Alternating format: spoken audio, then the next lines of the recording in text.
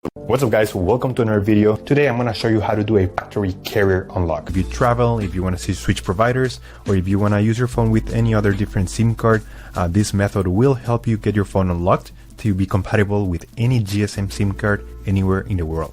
I have unlocked more than 100 phones using this method and it works perfectly. You only need your computer, your smartphone, and you need a SIM card from a different carrier. And that's all you need, and without further ado, let's begin. So to start, we're gonna get the phone's IMEI number. That's a unique number for every phone. So to get it, simply dial *#06#. As you will see, your 15-digit IMEI number will appear in the screen of your phone.